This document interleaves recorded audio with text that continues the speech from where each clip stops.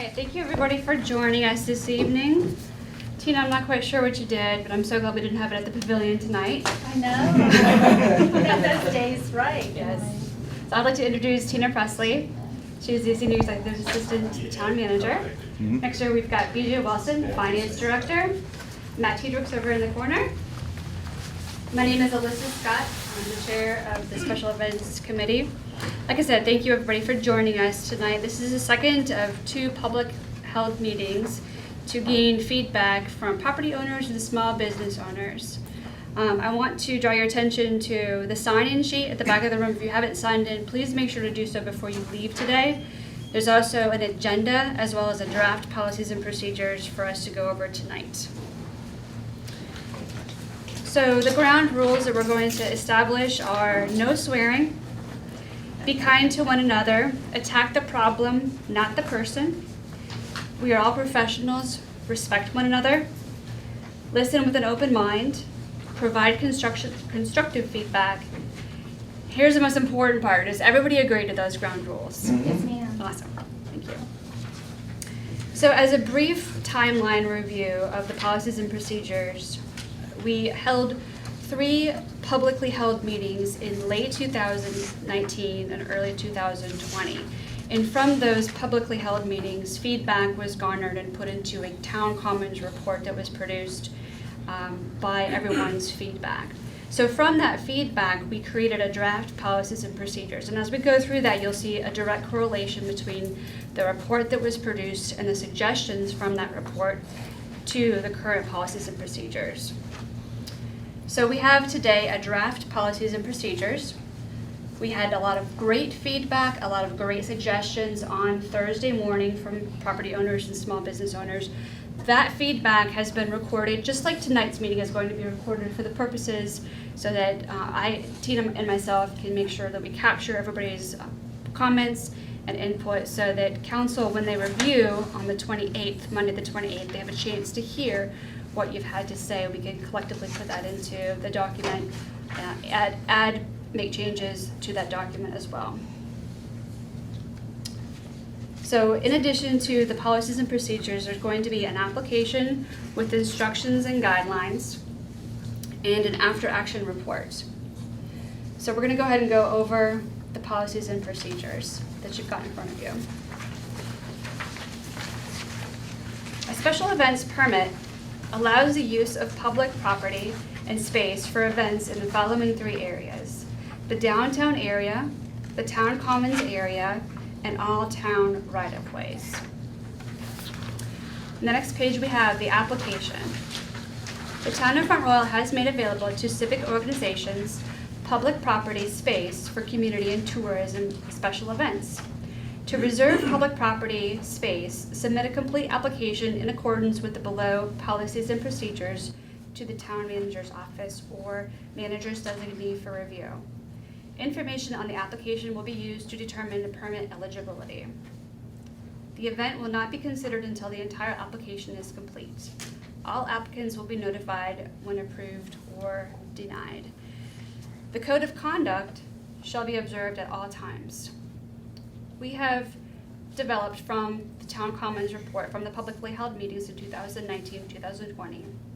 We've categorized the events into 3 main categories: community events, tourism events, and municipal events. Community events are events geared toward the Front Royal Warren County community attendance. Scores between a 33 and a 42 on the special events matrix. Applications are accepted between 12 months and 30 days prior to the event. Tourism events are events geared toward visitor attendance. Scores of 43 and above on the special events matrix. Applications are accepted between 12 and 6 months prior to the event. And municipal events can be hosted, co-hosted, or sponsored by the town at any time. Applications accepted between 12 months and 30 days prior to the event. Matrix criteria shall not apply. The matrix criteria is split into 10 categories, 10 criteria. And as we go through the matrix, which is going to be an attachment to the application, the matrix is a town document. It's something that the town will use to score events. And we're gonna go over how the town would score an event here in just a little bit. But I wanted to bring to your attention what was just highlighted as the thresholds. Another suggestion from the Town Commons report was to develop thresholds to categorize events, categorize the eligibility of being able to have a permit be accepted, as well as to have Main Street closed or other streets closed.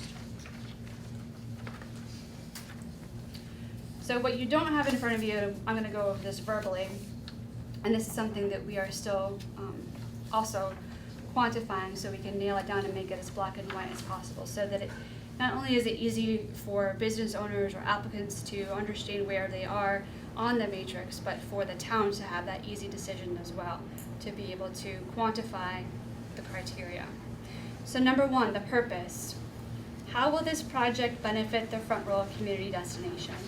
How many estimated tourists will be generated? Number two, demonstrated history of event success. Do you have a history of successful events? The third criteria, evidence of partnerships. What kind and degree of partnerships does the event exhibit? Does it exhibit volunteer involvement or corporate business backing and support?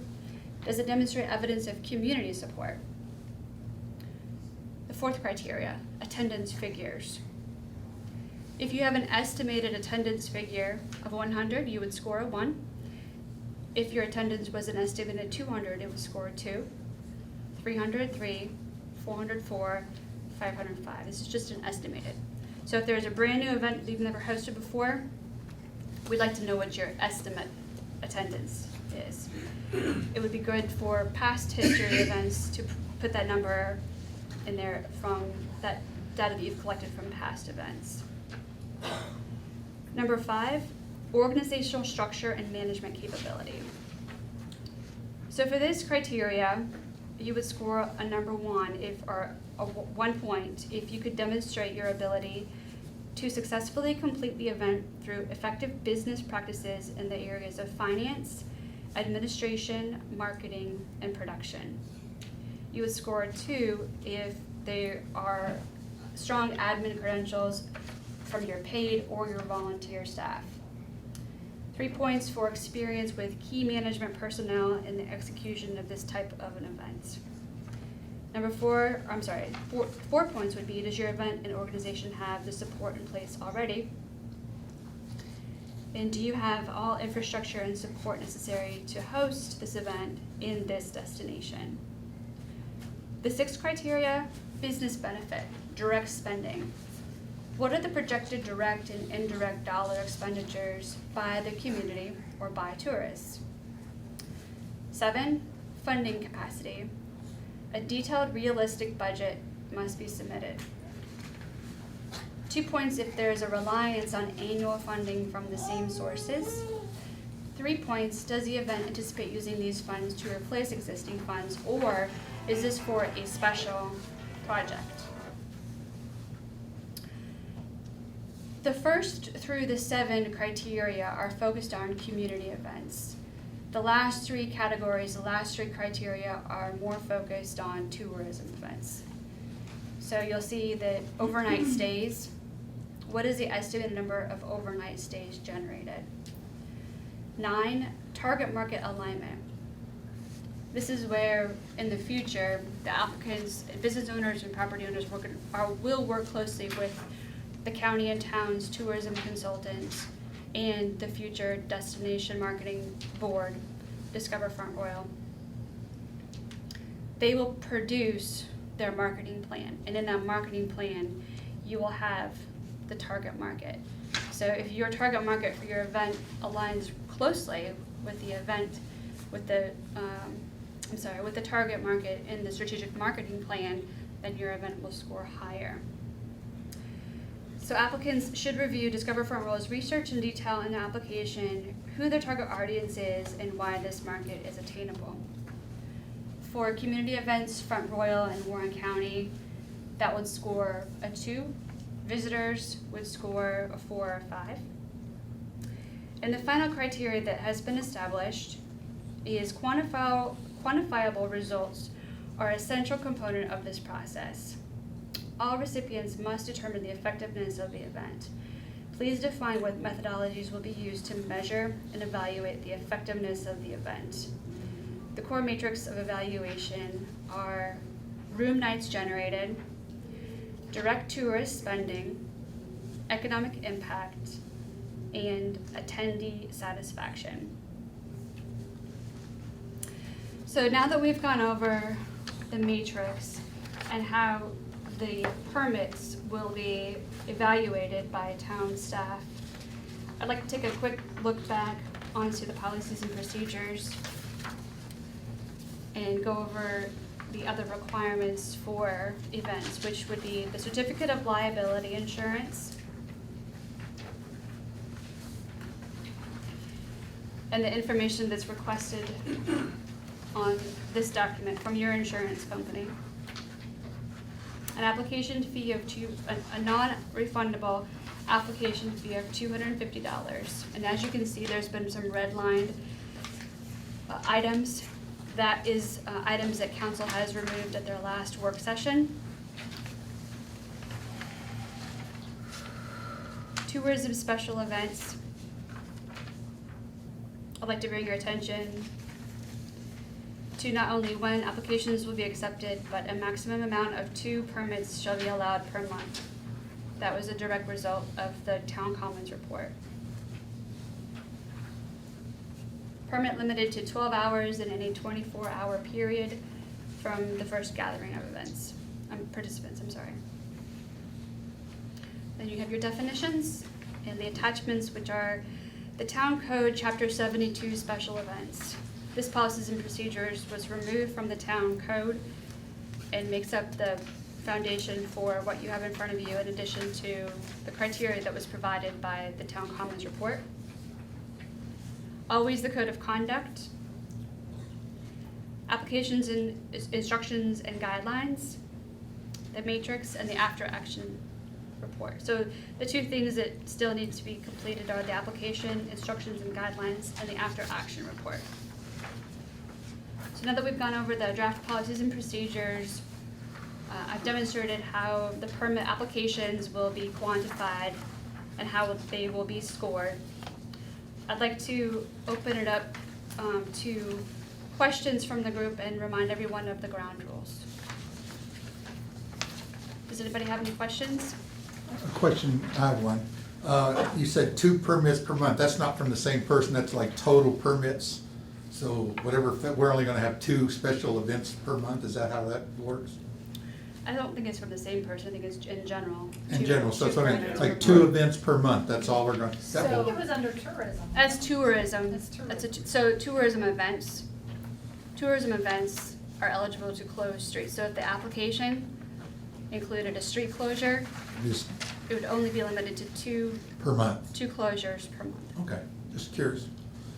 But if it's not a street closure, then their permit work would be more? Yeah, there's currently no limit for a community event. Just a tourism event that would close Main Street. Oh, Okay, so you're saying tourism events are the ones where we close Main Street, but a community event does not. That's primarily the gazebo area, correct? Is that like the gazebo and the parking area behind the gazebo, or just the gazebo? That's just the gazebo and Okay. the parking lot, And the parking, and the parking lot, okay. The Not whole the parking pavilion. lot? not the pavilion. The whole parking lot? There's no parking for people? For community development events. Okay, so it's the whole parking lot. Well, you have I guess what you're saying is if I'm holding an event at the gazebo area, I have that option of either A, just having the gazebo area, and/or the gazebo in the parking lot. Correct, yeah, you don't have to close. I don't have to do, it's my setting up that event. Okay. Right, exactly. And the matrix would still hold then for, let's say, the gazebo, no parking lot? Would that same matrix system hold for that? Yeah, you would have to score 33 And or that's what- above for your application to be approved. So any kind of reservation of any kind of public space, regardless of where it is, right-of-ways, town commons, or street closures, the minimum requirement for community events is 33. I had a question in regards to that, just a follow-up. So there's 10 matrices, right? Is that? Yeah. Yeah, 10. You said, if I remember correctly, 1 through 7 were geared towards town events, 1 through 6? Yeah, 1 through 7 were established, Right. and This- they were geared toward, Right. community events and Right, so- I'm sorry. No, I just need to know the number. So 7 times 5 is 35. So if it's gonna be difficult to get beyond a 1 or a 2 for 8, 9, or 10 for a community event, that means you've got to score near perfect to get to your 33 mark on almost 1 through 7. Versus a non-community event, sorry, look, what is the minimum amount of points needed for a non-community event? 30, it's 40. Tourism was 42. Yeah, so you're just averaging, what, 3.8, 4.1 or so? So I'm a little confused on the, it seems to me, although I'm not saying it is this way, I guess this is the question. It seems to me that the matrix is slanted against community events by quite a bit. So perhaps you could just answer the question, how does one who wants to hold a community event on numbers 8, 9, and 10, or just one of those, receive a 4 or a 5 to balance out everything? Demonstrate that in your application. Demonstrate that you have the numbers to be able to close whatever public space that you want to close your event for. Okay, so can you give me an example of an overnight stays and room nights, how I would get a 5 for a community event for number 8, overnight stays and room nights? So the matrix in general is not geared toward non-community events, but there is a process, there are other criteria, 7, 8, 9, and 10, those criteria Yes. allow for the application to demonstrate that this is a tourism event. Right, So okay, that so would we're- score higher. But 8, 9, so 8, 9, or 10 don't help, is that what you're saying? Get the points to 33 for a community event? Well, if your community event has overnight stays, then it would. But then it wouldn't really be a community event. It's Right, geared it'd be a towards Front tourism Royal, event. Warren. So how would I get a 5 on overnight stays and room nights for a community event? An event geared towards people who live in Front Royal and are not gonna be like, I live in Front Royal and I'm gonna get a hotel room. Demonstrate in 1 through 7 that you score high for a community So event. perfectly, 5. Yeah, you have to get right? 5 on Because everything. you can't get 33 So, up above if you can't get 7, 8, 9, 10. All fours would still be So how's Yeah. this not slanted against community events, considering that 8, 9, or 10 practically can't get you points? I'm not understanding what the question is completely. If the point is to reserve a public space. Right. And you want to score a 33. Yes, Then you can demonstrate that in your application. You can Right. show the numbers. yes. You won't need 8, 9, and 10 for a tourism event unless you want to close a street. So to get that right, out of those 1 through 7, I would need to get a near perfect score. right. Do you see, to be able So to get 7 times 33s. 5 is 35, so I'd be able to get, I'd have to get 5 5s and 2 4s, near perfect, to hold a community event. Is that correct? Yes, you are Okay. correct. And that's still submitting Yes, our. Matt? Let me see if I can help.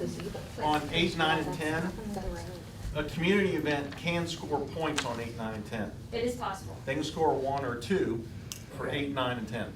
So you can score 3 1s on 8, 9, and 10, Yep. and 4s on 1 through 7, and you qualify. That's 31 points, Well, right? whatever the math No, no, is. no, I would not, What because the math apparently I comes to. would or would not be given a permit if I don't reach 33. So not whatever the math is. Well, okay, so let's say it's 4, it's 28, So I gotta get 5 4s, or 1 5. 1 5. Yeah. Okay, so, I'm sorry, that's not. Well, so this is not geared towards pro-community, because underneath, non-tourism event, I would just need to get 3.7 or 3.8 to, an average of 3.7 or 3.8 for a non-community event. well, I mean, we could run the numbers, I think I have. So just as a quick recap. Yeah. The criteria was established to justify street closures. If you have a suggestion that you think that community development events need to be able to have a lower threshold, please let me know what that number is, and I can present that to town council. I'm trying to be constructive and find a way that we can move forward, because the town is definitely not geared towards non-community development events. It's geared towards establishing a black and white criteria to close streets.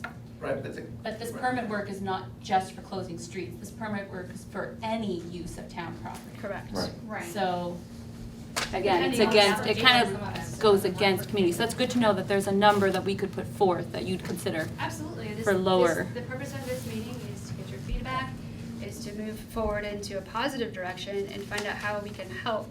But like I said, the reason of the criteria, the reason of the matrix is based off of the feedback from the criteria. Proven feedback? Is that what I didn't hear you. The reason for the matrix Right. is so that the town can establish when to do certain things, close certain streets, close certain public, or reserve public property. Okay, for so events. here's a suggestion. Make the average of 1 through 7 for a community event equal to the average of 1 through 10 for a tourism event. That's a good suggestion. Thank you for that. I typically don't like to talk about what happened at the last event because I want you all to generate your own ideas and come up with ways to move forward. There was a suggestion on Thursday morning's meeting that the matrix is weighted. So there could be certain weights that could be applied towards certain criteria. So that either we lower the threshold or we put certain weights on criteria, I think is a good suggestion. Thank you. Thank you. Anybody else? I think you had your hand up. You talking to me? Versus, I did have my hand up, but that was a while ago. Now I forgot what it was about. Okay, going back to the applications, I've got a couple things on that. So you can't close it off for like a select group of people, so you can't reserve the space. So like we used to have the protests, the political protest on one side of the street was Democrat and the other side was Republican, so that's no longer allowed, or are protests like that still allowed? Because you still had to get a permit for those. And, right? Because we did the protest for Birth Local years ago, and we had to get a permit even to be on the sidewalk. So are those allowed? Individual events are geared towards invite only, so retirement parties, weddings, those types of events are not. No, she's not. I'm talking about. I'm Yeah, gonna oh, get I'm sorry. there. That's okay. So invite only events, very specific events. You do have to get a permit if you want to use amplification. I think that's one of the main pieces of the code of conduct that is strictly prohibited. If you want to go down to Main Street and you want to use your amplification, if you want to do something very specific, that requires a permit. So you do need a permit if you're talking about any kind of a protest or a rally or a political event. And that was, okay, so then I do have a suggestion that I would like for you to put forth. Coming back to that, this application fee of $250, I recommend that they change that, because I've called around to other areas and this is an application fee of $250. And if I get rejected, even though I think my criteria is right on the money, I don't get my money back. Is that what so it's not even for the permit, it's for the application, correct? If your application is approved for a permit, then you would pay the $250. $250. Yeah. So other towns around us charge $50 for a permit because they're geared towards, like Manassas, he said today that they're an event city. So my recommendation, and I know that you can take this back to them and I can email them, is $250 puts applying for an event at a level that a lot of people in our community that have great ideas can't afford. And then to just, and then for it to be non-refundable if something goes wrong that's out of our control. I may have $250 to waste on something, but that doesn't mean I want to waste it. You know what? And so my suggestion is that we lower that back down. We lower it from $250 to perhaps $50, where all the other communities around us are. So we encourage good people and good ideas and good events, and still have the matrix, which I think should be weighted more towards community. But that's my suggestion for them. There are other public spaces around that are closer to Front Royal. They charge $100 an hour for their public spaces. Right, so Winchester does, they charge $100 an hour to rent out Main Street. And you guys also charge a rental fee, or at least the firemen did, because we rented the property there. So, and I understand that, but that's for Main Street, that's not for all of their areas, from what I was understanding. And I realize that this isn't all up to you, and I'm sorry you get put in this heated spot. But to charge $250 puts this in a level where a lot of people cannot afford it. So my recommendation is that they lower it back down to affordable, so people with good ideas and good intentions for the community or for even tourism can achieve that and attain that. Previously, it was $25 if you wanted to get access to electric, Mhm. and then any kind of water access, it was based on the current meter rate. Sure. As you used the Right. water. So that's what it was before. It's $250 now. What is your suggestion? Well, wasn't a permit like $25 before? You've never Never had had a fee? you've never had an application There was- fee, you've never Right, had a so reservation fee. so if Yeah. you wanna charge to go from 0 to 250, I mean, and then it can go up every year. So my recommendation, if you wanna charge $50 is much more affordable, it's much more in line with what other places are doing. But, yeah, that's what I would recommend. So Winchester doesn't actually charge per the hour to close Main Street. They Well, that's what they charge said to me today, it's like a rental fee of $100 an hour, that's what Parks and Rec said. for the pavilion.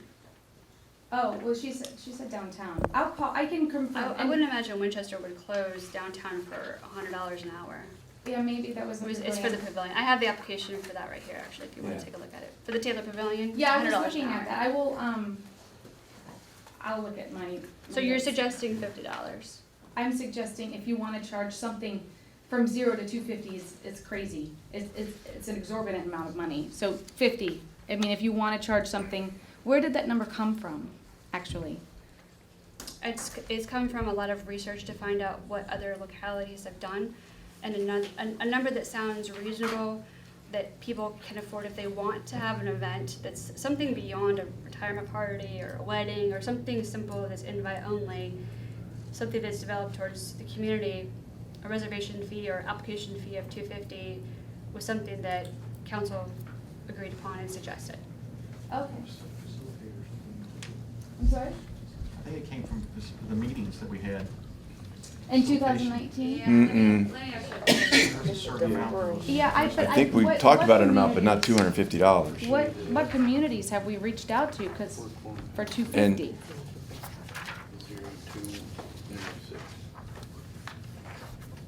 And And I mean, and again, this can be something we discuss as well. I don't wanna hold up the time for everybody. It was tiered, I think they tiered it. Yeah, I mean, we can discuss this later, or, so it's here's not. from the town commons report. The fee could be $250, year 2, $500, year 3, $750, year 4, $1,000. In essence, the applicant would not pay the full 50% of the cost until year 4 or beyond, because it does not cost the town $250 to hold a tourism event where the street would be closed, or if anything, like Blues and Brews would be held where alcohol would be served. It actually costs the town quite a bit of money to help with the services of those types of events. Sure. So $250 doesn't necessarily offset those types of events, but it's something that the applicant could use there was a suggestion from, thank you, Matt, on this. right, but the thing is, like, when you're talking Blues and Brews, there is additional cost factors for additional law enforcement, fire rescue, closing the main street. But if you're doing a community event or something like, say, when we do like the gear swap at the gazebo, and I'm not using any town facilities other than the town space, $250, and I'm like going, I'm not getting anything for my $250 from the town other than just the space. And so that's where I look at this and I'm like, Yeah. that's just seems ridiculous. I mean, Yeah, $250 for a event that is a tourism event that's bringing lots of people and being done by someone like the chamber, and a community event where we may want the gazebo for a art show is a bit different, because that's more of we're not making a profit off of that.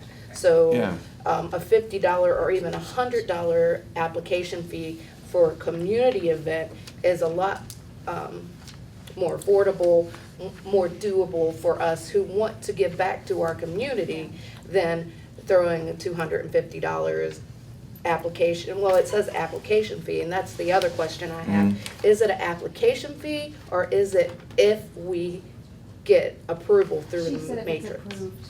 Okay, because it says on the paper, so I just want to clarify that again. Right, you said that to me, because I asked the same question, that's only if it's approved, Yeah, I don't think the town would charge you $250 and reject the application. right? This doesn't Well, make sense. Oh, it doesn't. not. Well, And I wouldn't go that far yet. I understand needing to offset the cost for like our festival, you know, I mean, that was having, I mean, Chief came and got dunked and that was super fun. And, but if the cops had to be there to patrol it, to pay for that extra time, I understand that there would be a charge and that if people have to get called in and there's overtime. I mean, I do totally get that. I'm trying to be understanding, but it's just some of these things. So my next thing, I'm sorry, I don't want to hug the floor, but it says for 4 hours, a community special events. No, so is that everywhere? So with this 2-day festival is never going to happen again, basically. Is that, because it's not even 12 We hours? have to take a look at that. Okay. We can think about adjusting the time frame for that. There are community events that are longer than 4 hours that are successful.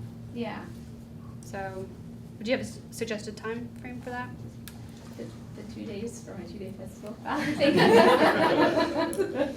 But I mean, I don't know. I would have to get more information on what other people are doing before I could make a suggestion that's not completely biased. Sounds good, thank you. I've spoken to quite a few people, and I've had a lot of phone calls about this special event thing. But it gives the impression that you basically want to eliminate all community events. First of all, by putting a charge on it for using our own space. I mean, the community should be able to use their own space without a fee. We've done that for the last 100 years. Why now? No matter what you charge, you'll never recoup what your expenses are. I mean, it just never happens. So the charge now for something that we've had over 100 years of no fee seems kind of ridiculous. Part of our town and our small town charm that we have is the community that we have. And we have sometimes these events only have 25 or 30 people show up to them. We want to pay a $250 fee, or we ought to fill out a matrix for something that, okay, it's going to last 2 hours. I put on an event that lasts 2 hours, 600 people show up. After 2.5 hours, they're all gone. But they all go down to Main Street and they buy meals and they stay here. They go into the bars, or excuse me, our restaurants that serve alcohol. So they spend a lot of money. We generate $0 from the event. We don't charge anything. Any money that's collected from our sponsors goes to charity. So that event would never be approved. Thank you for your comment, I appreciate that. Does your event need a permit? You're always welcome to use a public space. If you don't use amplification, if you're just hosting an event, you want people to come, you send out Facebook invitations, people come. The space is always open, regardless if it's got a permit or not. People will always be welcome to come in and out of that event. We can't close a public space to everybody, anybody. So does your event need a permit? Do you need That's to the, have that's that? the question. Does everyone that wants to set up a table in the gazebo need a permit? No, you don't. As long as you abide by the code of conduct, it's a public space. Right. Unless somebody else has already reserved the space. Correct, then you cannot reserve that space. Right, so we could reserve, like, he wants to put on a thing for 35 or 40, just show up here, I'm having a charity drive or something coming out, so people could do that. Come down without a permit. So Free I could have, space. I could put on my festival that got 600 people walk down the street, and I don't need a permit for that? Not if they're gonna abide by the code of conduct, not if they're gonna obey every other thing that's on the code of conduct. There's no prohibition, or there's no point in saying that you need a permit if you do everything within the code of conduct. It's a free space. And you walk down the sidewalk or not, you know. The police chief comes and escorts these people down the street because 600 people fill the sidewalks up pretty quick. And they inadvertently enter into the street, don't they, chief? My zombies. Well, occasionally they do. We typically do escort those folks, but just because of the volume. But if everybody stayed on the sidewalks and moved from one end to the other without breaking the law, you can do that. It's still America. I'm a little confused now about the permit work though. Yeah, I mean, it sounds like this permit thing is changing, because nowhere did I read where you don't need a permit. it come across people say, we need a permit for everything. I think we just need to clarify what, if you do this, no permit. If you do this, no permit. If you do this, you need a permit. I The mean, list would be endless. I'm Again? not sure. What's your suggestion? To create an endless list of things that don't? need a Well, permit? no, but I think if you got a checklist, well, do you need, I think, Mike, I think it's the counter. So if you want to use the space, you want to reserve it, you put a permit in. If you want to reserve it. If you don't want to reserve it, if you just want to use it, you use it anytime you want, up to code of conduct hours. So that's, if you want to reserve it, you got to put a permit. But what's considered amplification? Thank you, I wanted to ask that. If you want to reserve it for Mike, But without a reservation, what would be considered amplification? We probably need to put the definition of amplification into the policies and procedures. Because all of a sudden I'm panicking over here, but then now I'm not panicking. So amplification is key. Like a speaker system allowed, whatever they're called. Yeah, is he using your power or is he using their own box of amplification? Is it, so like if you're not using your power, but they have a mic box or music playing on a Bluetooth, or is that considered amplification? And megaphones. Technically, I mean, I think if we don't have a definition, Yeah. and anything could be considered. So I think the suggestion is to define amplification. I know Winchester actually just defined amplification in their code of conduct too, so I think it's a good suggestion to do that. Okay. Thank you. on the- Charlie, you had your hand up. Did you get your question answered? Yeah, because basically, again, if I want to use the space, but I want to make sure that I use the space, like I said, if I'm having we're going to do a gear swap. That's one of the plans. So if I want to just hold a gear swap, I can do it. I just tell everybody this is what we're doing. But if I want to make sure that I have the space, because I want to make sure that everybody else knows, the town knows we're doing this, and just, other than just having everybody show up, I've got to pay $250 to have an application. Well, no, that may be lowered. Well, it may be lower, but right now, I still have to fill out an application, pay the fees. Yeah. Where, again, like we said, before, I just have people show up, they swap and sell gear. I had an application, there was no charge because I don't use any town stuff. Electric, water, The only thing the chief comes down is to see what he can find, and that, other than that, And now but this, with that, excuse me, just real quick on that. Hold on, let him finish. I don't Well, think but- he's finished. no, but like I said, that's kind of where I'm kind of wondering. And then the other thing too is the evaluation of the event. So are you going to create a form or for us to do the evaluation of the event, or is this something that we would have to evaluate the event afterwards? So therefore, if it's a new person, they don't know how this is going to play out. So A new person on the applicant side? applicant side, yeah, if they're doing something new, Yeah. it's kind of hard for them to evaluate. They can say, well, this is what I'm hoping for. Right. Well, just demonstrate that in your application, right? That's Yeah. the biggest thing I want to say. So in the application, if the way that you answer those questions is the way that you're going to get voted on the criteria or scored on the criteria. So as long as you can demonstrate, I've had gear strap for the last 3 years, chief always shows up and spends $500 on a new canoe, whatever.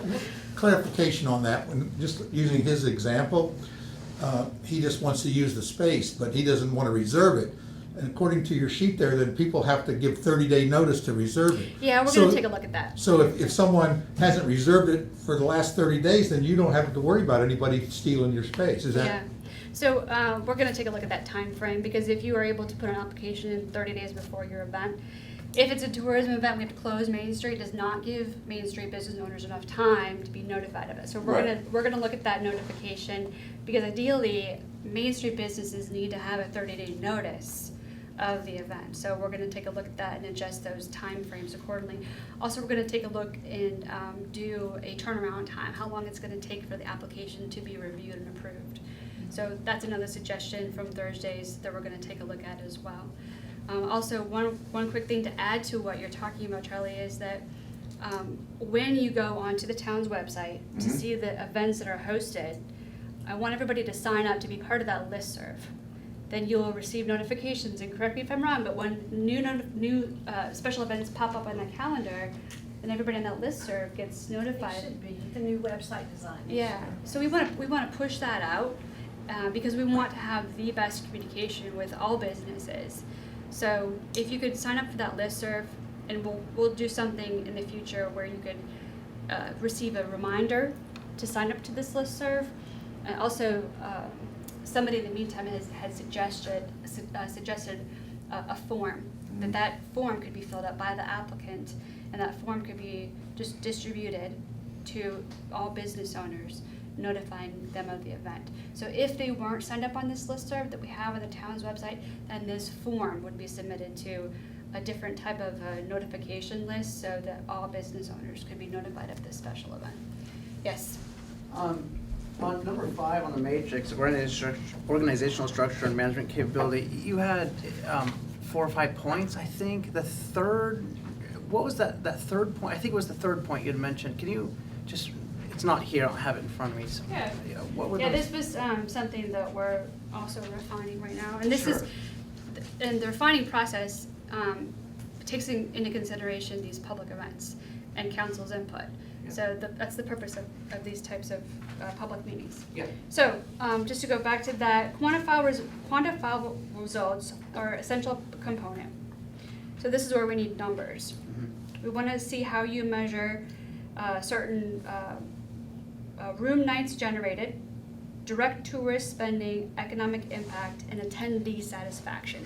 So we want you to demonstrate, like I said, these are the more tourism criteria. We want you to be able to demonstrate how, in your after-action report, you've captured actual attendee figures. How are you doing that? Are you doing it through ticket sales? Are you doing it through geocaching? Right. Are you doing it through other kind of technology that captures not only attendance, but attendee satisfaction? Just trying to generate how successful an event was. So if next year you want to have that event, then you could just input that straight away into your new application for next year. Right, I think that was number 10, wasn't it? I'm sorry, I think I was asking about number 5. I'm sorry. My I apologies. apologize. No, it's all good. My listening skills. No. But There's a I'll lot, find there's them. 10 of them. All right, so organizational structure and management capability. Thank you. Number 5, or 5 points, is do you have all infrastructure and support necessary to host this event in this destination? Do you have tables, chairs? Yeah, I think it was the third point. What was your third point? Thank you. What is the experience with key management personnel in the execution of this type of activity? So do you have key organizers that have never done this kind of a thing before? Maybe you could say, this person is the lead contact or main contact for the town. They've hosted these types of events, in the past. Okay, no, I'm sorry. Most What was the likely- third point then? What were the other 3, 2, 4, and 5? My apologies. 2, 4, and 5? Yeah.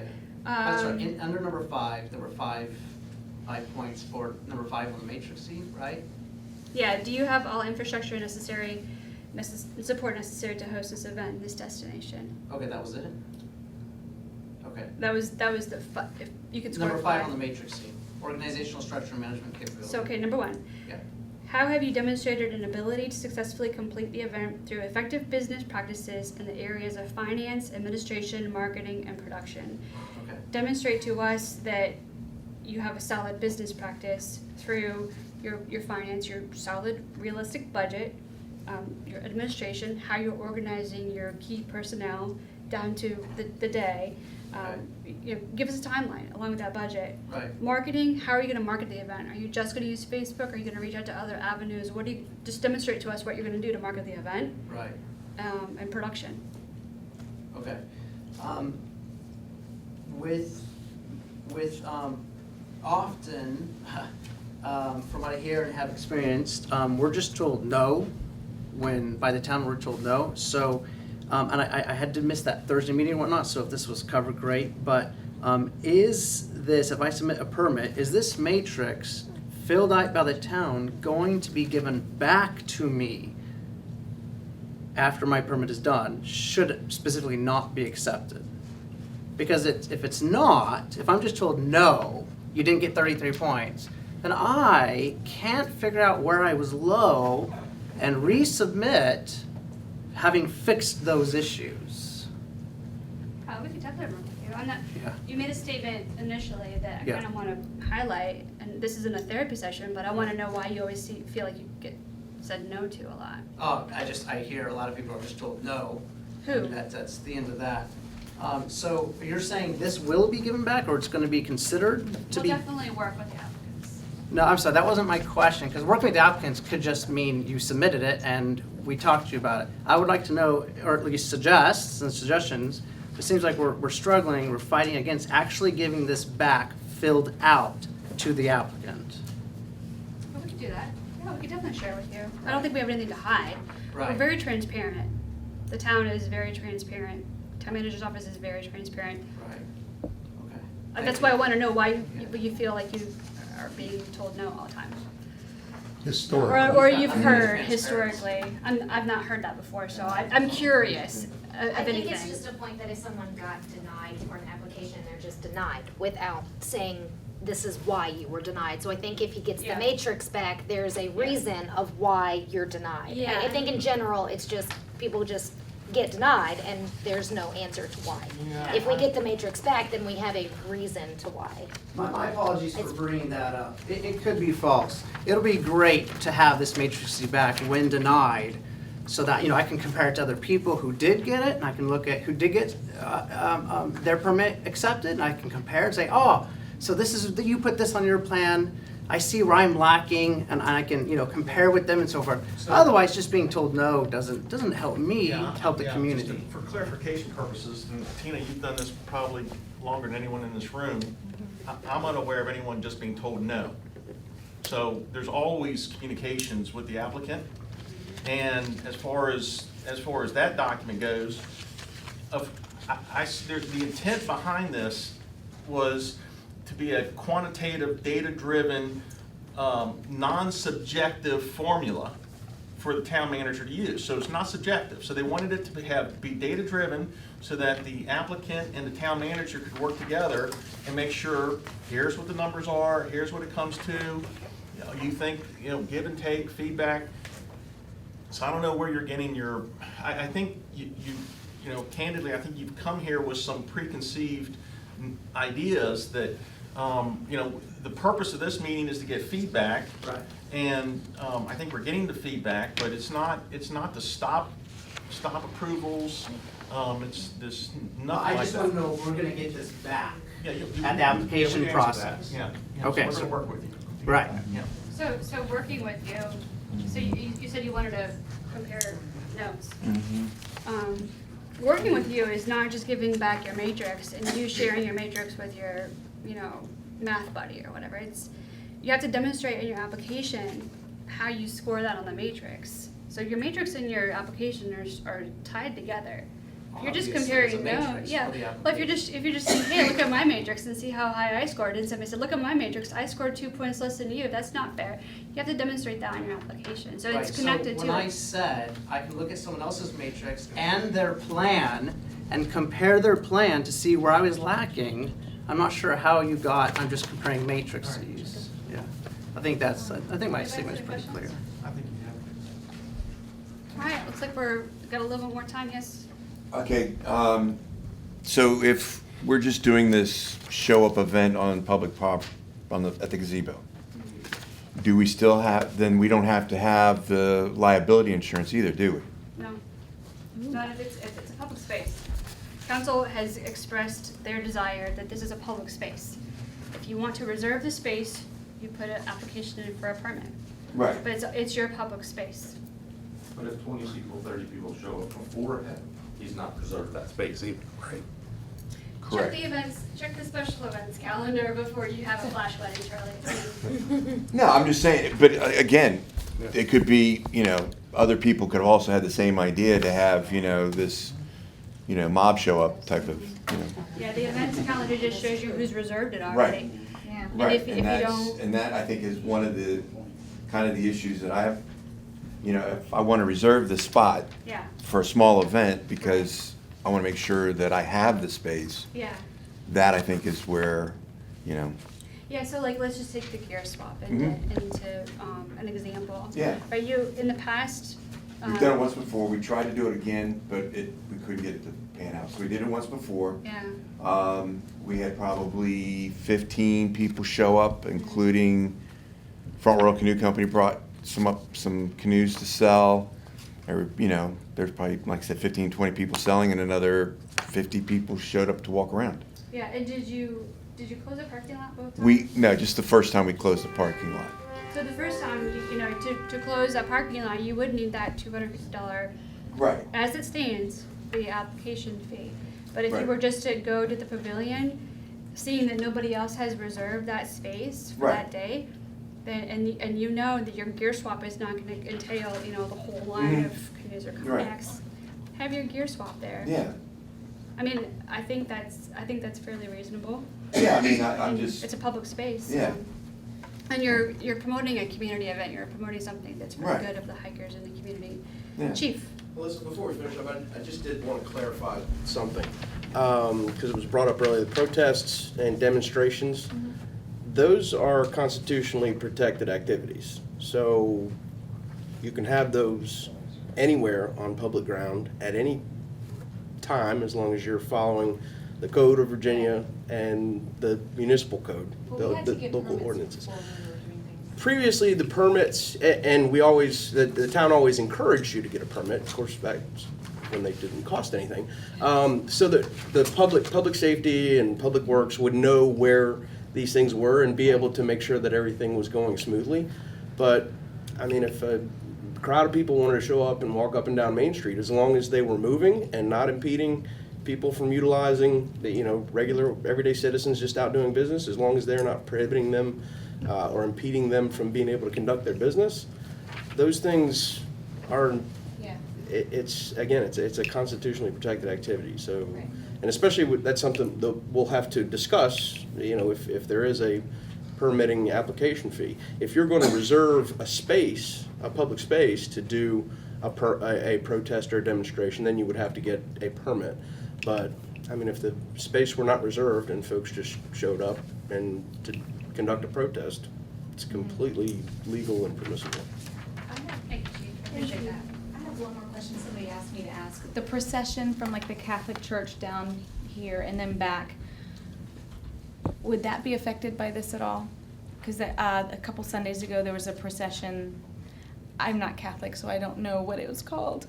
But they asked me, they had to walk down Main Street, and I think they were guided by the police, or like the area was blocked off, or like they walked down, said a prayer, and then to the gazebo, and then walked back.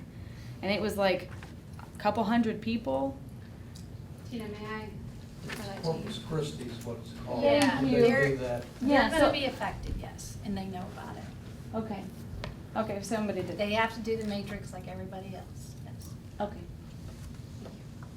Thank you, because this person didn't, and they wanted me to ask, so I will let them know that everybody knows. Well, they didn't this year because it was already in place. Sure. They had already planned it, so they know about it for next year. Okay, the question I have is the parking lot. When you have your, not special events, but your community events, how will the residents know when you're closing the parking lot? All the residents that park there. How has it been done in the past, Tina? We have not notified anyone. Do you have any suggestions on how that can be communicated? Yeah, you should put a sign up probably 2 days before the event, let people know what's happening. That's not hard to do. Since you have 30-day notice? Is it gonna be a really, really good looking sign? No. Just your sign, your police signs that you. No, but I mean, here's how it works, here's how it's been working. We'll get up, go out to our car, and parking lot's closed, you gotta go move your cars. Go move your cars now, that isn't the way it's supposed to work. The way it's supposed to work, we should be notified in advance so that we know to move our cars. Because it's inconvenient, If you're around. We put the signs up 24 hours in advance, right? Yeah, they're usually, No, they don't. So you're saying 48 hours is your They suggestion? don't. A lot of events that they held here, they just come in that morning and tack up, Or just put the chain up. so that's not true. Okay, so the feedback is to have So you should give us 2 days' notice. 48 hours notice Right. prior to the event. Because you have, what, 30-day notice? So it's not, you know, because all the residents, they don't know about the things that are going on. I mean, we do because we have a business downtown, Right. most of the time. But it would be nice. Thank you. Appreciate that suggestion. Is there any provision in this system for either recurring events on the community event or tourism event level, or for giving priority to events that have been in the past outside the matrix? The matrix gives some weight to, if you have past experience of events, it gives you more points, right? Correct. So that, is there anything beyond that? And is there a provision for recurring events? If, for example, the chamber wanted to do a second Saturday music festival during the summer and wanted to get every single second Saturday for a 6-month period or something like that? Or is that just a series of different applications that need to be done That's a 6 really months good in advance? question, I think, because events that are reoccurring tend to generate higher attendances. So that's a good question. And also too, I with could- that, if it's a reoccurring event, would they have to get a permit for each event? I like the Thursday night series. Like, and then, so if they would have to get a permit for each event, that's when your application fees are really gonna start to weigh in and. Yeah, we could probably take a look at that. That needs to be looked at. Yeah. Because that's Gazebo a- gatherings fall under that, so that Yes, needs, that yeah. needs to be looked at. Right.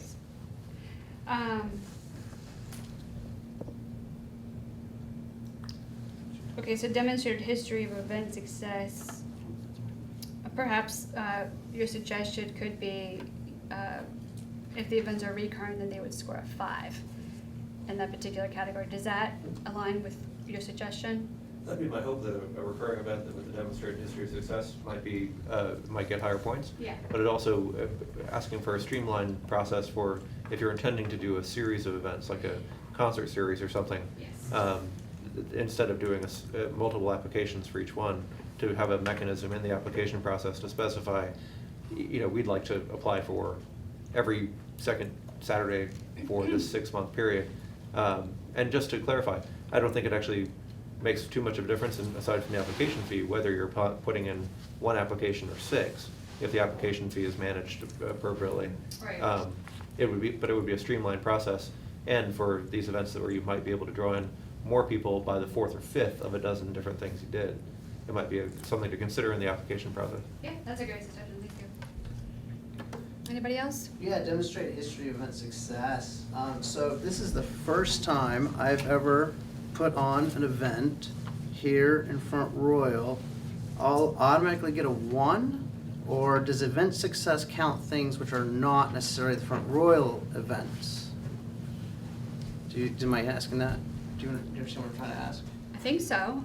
If you can demonstrate in your application that you've hosted this type of, like, let's say you've never had an event before and you Right. want to host it for the first time. Mhm. If you can demonstrate in your application that you've held this type of event, doesn't have to have the same name, Right. but just this target market, target audience, type of community or tourism event, if you can demonstrate in your application that you've done this in other communities and it's been highly successful, Right, I think you would score higher on that. okay. So what is the criteria for success? Just people? The amount of people Not that come there? necessarily. I mean, you want to demonstrate that it's all these different all these different attendance criteria. You want to make sure it generates high attendance, strong business partnerships, strong community volunteers, that kind of thing. So I think the higher that you demonstrate, the more you demonstrate in detail in your application, the higher you're going to be able to score on the matrix. All right, got 2 minutes left. Anybody else last minute questions, I'll concerns? say something. Yes, thank you, Tina.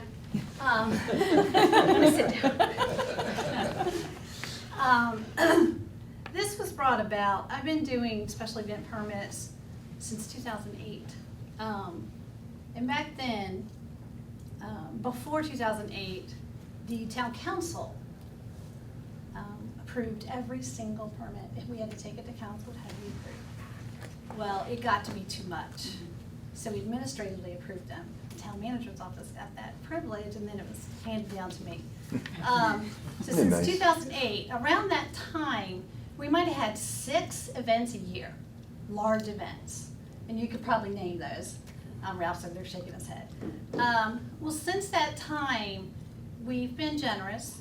People have come in, large and small, groups of people, to want that space. They saw what the tourism, because I would have to say there are 2 different tourism events that we had back then. So over the years, we just generated one more, and one more, and one more. And in 2019, I did 75 permits, one person.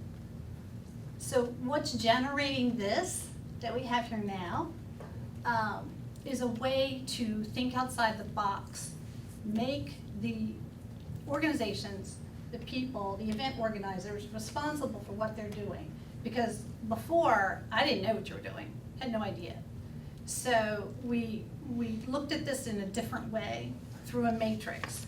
This is the organizer's responsibility to give us exactly this criteria that we talked about in early 2019. We need your criteria, we need to know, we need to make you responsible for the outcome of your event and the strength of your event, so that you can have that event next year. Because I was getting everything from weddings to protests to rallies to gear swap to, I mean, they're coming in all the time and they're getting more and more and more to where we can't handle them. So this is why this is coming about. So I hope you look at this and you kind of work with us the best that you can. The matrix is a wonderful, wonderful way to do this. And yes, unfortunately, some of you may get denied, but I'm also working on permits that are in town right-of-ways. The Hope Rising Festival was not downtown, but I still have to do those permits. So don't look at this as a way of we're gonna deny you, but look at this as a way to make your event special and make it big and follow the criteria that we've given you. We don't wanna deny anyone, but we want you to be responsible and give us what we need to give you your permit. Okay? And I hit 6:01. Thank you so much. Well, I had one more question if I could. When you do close the streets down, will the businesses be notified? One of the things I think we had talked about was the event organizer, it's your responsibility. And I know some of you have done that when you're doing a big event. I think we're even gonna maybe try and put it in the application. I know we had talked about it. Yeah, two different ways that. That's their responsibility. Yeah. Not the town's, it's not our event. Right. It's your event. So it's up to you all to make sure your event is a success. And if the people and the businesses and the residents, you made a good point, are aware of it. That's up to you. And that will be on your action report that you have done that. Because if you have not done that, that's gonna be not good for next year. It's up to you to make sure that we get those people notified, not the town. So the action report comes in after the event? Yes, we're gonna require it. That's gonna be something new. It's called an after action report. Is that correct? Yep, that's right. And that's gonna be something new. But again, that's your responsibility to make sure that your event is, I hate to use the word good enough, to be for next year. We wanna work with you. Okay? And sign up on the listserv for special events too, so you can see, get notifications. Anyone else? Thank you again so much. Thank you guys. No, it was answered. Great. Thank you everyone for coming, appreciate your input. Thank you.